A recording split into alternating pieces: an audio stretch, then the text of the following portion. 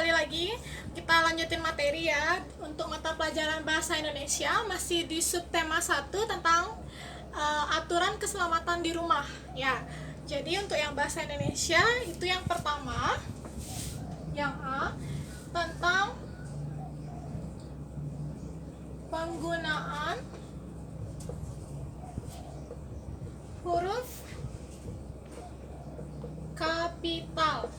Nah, di tema-tema yang sebelumnya juga Bu Guru Nita sudah memberikan kalian atau dan menjelaskan kapan saja sih kalian harus menggunakan huruf kapital ya. Jadi huruf kapital itu kalian tahu kan, huruf yang dicetak huruf besar, bukan yang huruf besar sebesar-besarnya ya, tapi huruf besar yang Bu Guru Nita udah kasih catatan di setema kemarin.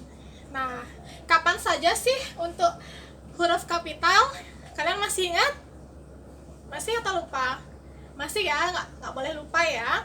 Jadi yang pertama itu pada nama orang, terus pada awal kalimat, habis itu kata Tuhan dan penggantinya, terus ada nama hari, nama bulan, terus nama kota, nama wilayah ya. Jadi itu beberapa aturan yang harus kalian gunakan huruf kapital dalam penulisannya. Nah, untuk yang pertama di sini Bu Guru Nita akan kasih kalian penggunaan huruf kapital itu untuk di awal sebuah kalimat. Kalian bisa lihat pada buku Bu Pena itu halaman 96. Ayo dilihat dulu bukunya ya. Jadi di mana huruf kapital itu ditulis, huruf kapital digunakan pada yang pertama awal dalam sebuah kalimat. Itu yang pertama. Yang kedua, untuk kata Tuhan dan pengganti kata Tuhan. Jadi untuk yang di subtema 1 ini Bu Guru akan bahas 2 saja dulu ya. Contohnya, contoh ya. Yang pertama itu misalnya Bu Guru punya kalimat, saya berkunjung. Jadi Bu Guru tulis huruf kecil dulu, saya berkunjung ke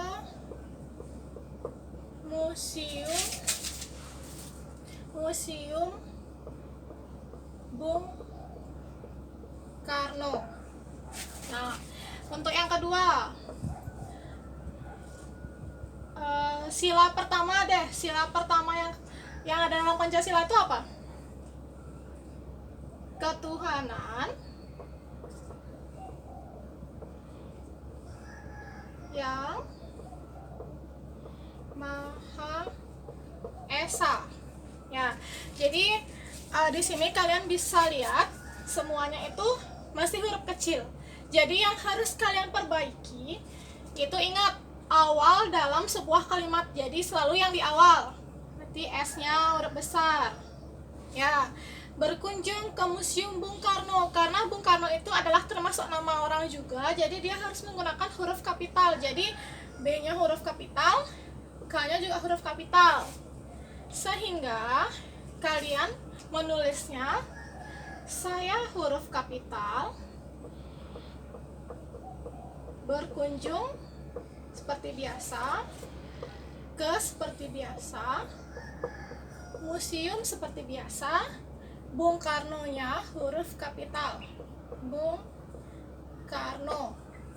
Ini juga ketuhanan yang Maha Esa. Jadi itu adalah kata lain ya dari kata Tuhan. Jadi ketuhanannya huruf besar, yang-nya huruf besar, Mahanya huruf besar, Esa-nya itu juga huruf besar, sehingga ditulis ketuhanan yang Maha Esa. Nah, sampai di sini gimana? Kalian udah ngerti belum? Udah ya? Nanti kita latihan-latihan lagi. Nanti Bu Guru akan kirimin latihan-latihan untuk kalian dan kalian bisa coba di rumah ya. Kita lanjut dulu ke materi berikutnya yang B, yaitu tentang penggunaan huruf kapital pada nama diri. Nah, sekarang untuk yang nama diri.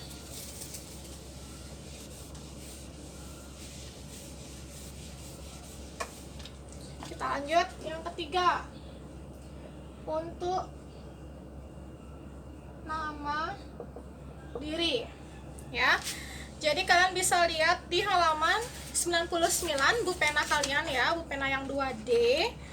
Nah, dimana misalnya Bu Guru kasih contoh Sari, Ani,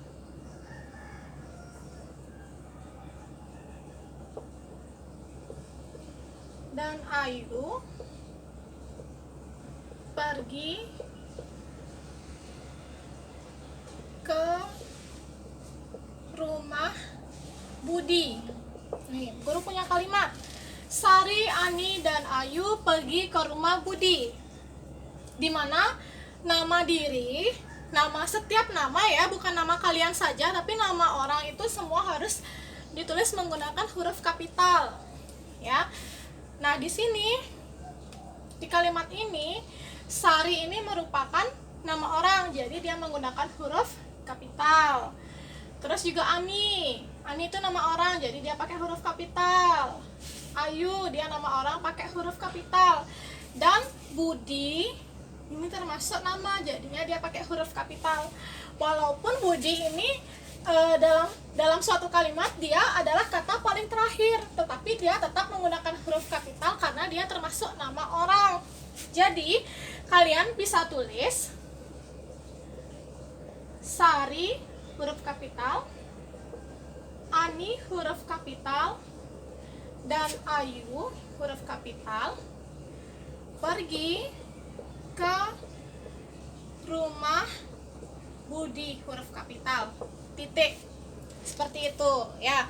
Jadi walaupun dia di tengah, walaupun dia di belakang, kalau dia udah nama orang, dia menggunakan huruf kapital ya. Sekarang kita lanjut lagi untuk yang bahasa Indonesia, masih di subtema 1. Lanjut ke penggunaan titik dalam kalimat ya. Jadi kita ke yang B. Yang B, penggunaan titik dalam kalimat. Kalian tahu nggak tanda titik? Tahu ya, tanda titik itu seperti ini. Jangan buatnya bulat, atau jangan buat kalian lingkaran. Tuh namanya lingkaran, bukan titik. Yang namanya titik ya titik, itu aja ya. Nah, tanda titik ini, tanda titik digunakan pada akhir kalimat. Ya, tanda titik ini digunakan pada akhir kalimat. Di sini kalian udah bisa lihat, Bu Guru buat suatu kalimat, di belakangnya isi tanda titik. Nih, baik itu suatu pernyataan, suatu percakapan, apapun yang berupa kalimat itu kalian menggunakan tanda titik di akhir kalimat ya. Misalnya contoh, saya pergi ke Nusa Dua. Jangan lupa kalian di sini menggunakan tanda titik. Titik. Ya. Nah, Misalnya contoh lagi yang berikutnya. Saya sudah makan siang. Titik. Jadi titiknya terlalu tebal ya. Titik. Nah, jadi dari dua kalimat ini kalian bisa lihat setiap berakhirnya suatu kalimat harus diisi dengan tanda titik. Ya, seperti itu. Apa kalian sudah mengerti? Sudah ya? Ya, kita lanjut saja. Kita lanjut untuk yang bahasa Indonesia berikutnya, yaitu ada tanda tanya. Ini sepertinya Bu Guru sudah pernah menjelaskan di sekolah, ya kan? Udah pernah kan? Masih ingat belum? Kalian bisa lihat ya catatan-catatan di tema kemarin. Bu Guru lupa deh, itu tema berapa ya? Itu yang C. Penggunaan tanda tanya.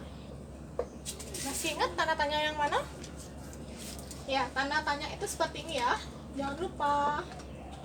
Nih, seperti ini yang namanya tanda tanya. Tanda tanya ini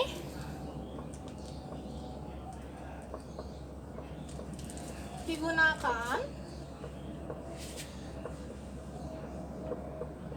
pada akhir kalimat tanya.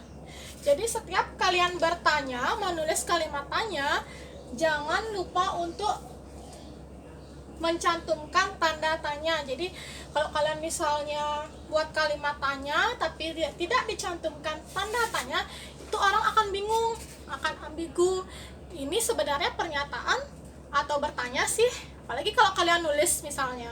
Kalau kalian ngomong secara langsung, kalian bisa membuat orang paham ya dengan nada kalian dalam pengucapannya itu. Tapi kalau di menulis itu akan membuat orang ambigu, ya.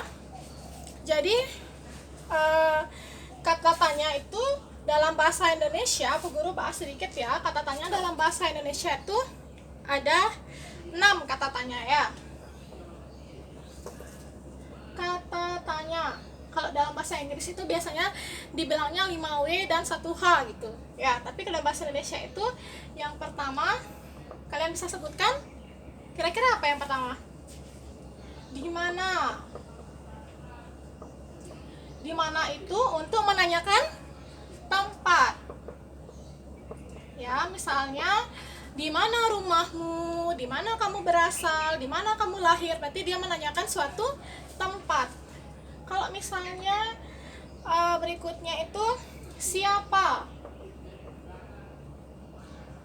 Siapa itu menanyakan orang atau tokoh. Misalnya siapa namamu? Siapa nama ibumu? Seperti itu. Siapa nama tokoh yang ada di cerita di atas? Seperti itu ya. Yang nomor 3 itu ada apa? Ya. Apa itu digunakan untuk menanyakan suatu kejadian. Suatu kejadian. Misalnya, apa yang terjadi di sana? Apa yang sedang dilakukan dia? Jadi itu menanyakan kegiatan atau suatu kejadian ya. Terus ada di mana? Di mananya udah. Sekarang kita lanjut ke kapan. Kapan itu menanyakan waktu. Misalnya kapan kamu lahir, kapan kamu pulang dari kampung, seperti itu. Jadi dia menanyakan waktu. Terus yang nomor 5 itu ada mengapa. Mengapa ini dia menanyakan sebab akibat.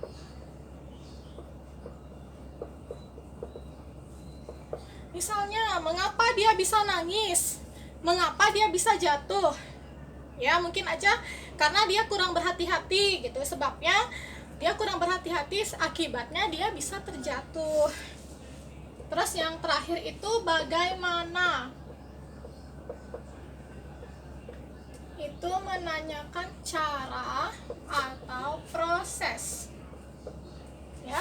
Seperti contoh, bagaimana cara membuat sirup yang enak, bagaimana cara membuat kue yang enak, seperti itu. Jadi kalian menjelaskan proses atau cara-cara membuatnya. Jadi perbedaan mengapa dan bagaimana. Mengapa itu dia menanyakan sebab akibat, bagaimana itu dia menanyakan cara dan proses ya.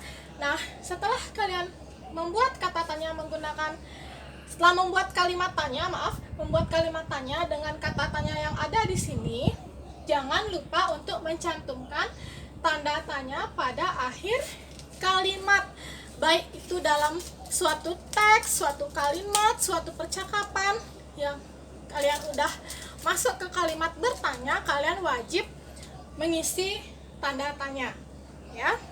Jadi itu saja dia materi bahasa Indonesia di subtema 1. Kita lanjut nanti di